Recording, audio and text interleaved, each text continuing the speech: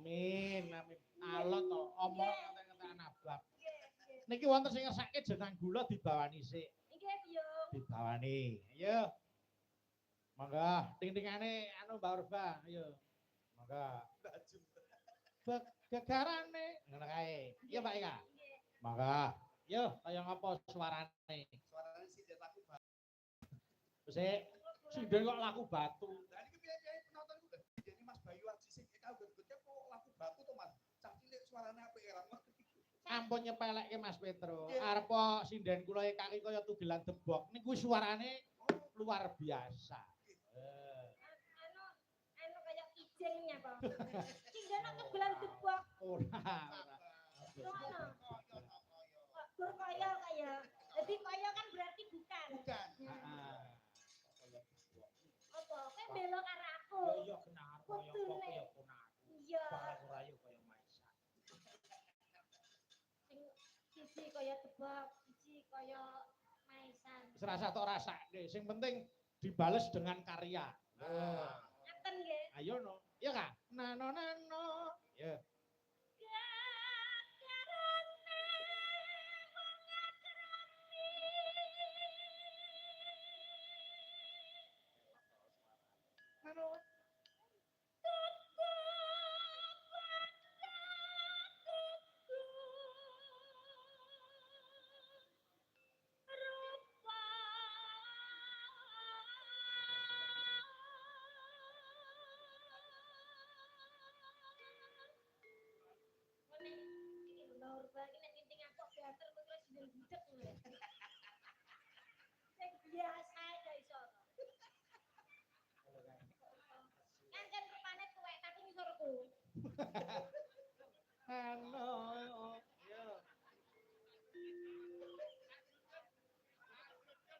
Ayo.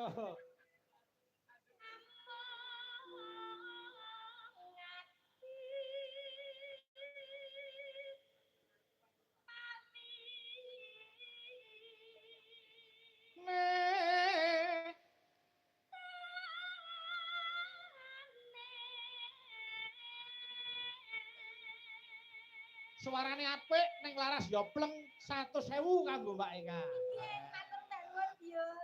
Nggih. Ngene iki lho. Hah? Tas. Tas dulu. Mas, apa? Mas yo aku kaya debok tapi kan aku 100. Bang kowe kuwi wis kaya padasan ora entuk 100. Padasan iso nggih wudu. Wis melecehkan wanita. Wis melecehkan wanita. Kok nyunyuk-nyunyuk nang masmu kok elok-elokmu kowe. Kowe ngarani padasan takon wudu kok nesu. Lho kok enek kancurane? Tontonno. Ayo, anu. Ini gedine kancurane. Alah wis kok. Kowe cah cilik kok bacot-bacotke cah cilik kok rebuk gedhe. Luput pisan, ya Kak. Hati-hati, Petro dengar dikamplengi wong gara-gara bawa iki. Apa? Luput pisan kok kemut pisan. Tapi kuping sing bosok. Iya ta. Aja jawab. Luput pisan kena pisan. Noneno. Yen gampang luwe gampang.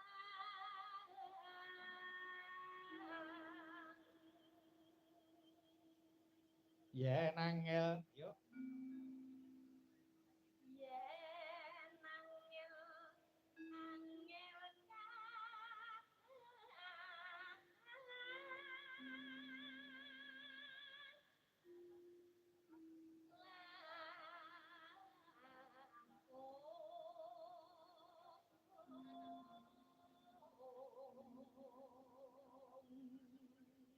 Nano, yo.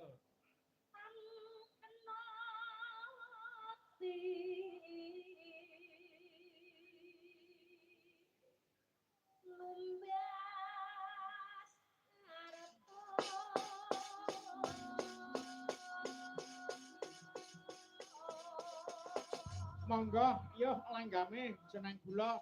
Monggo. Iya, Mbak.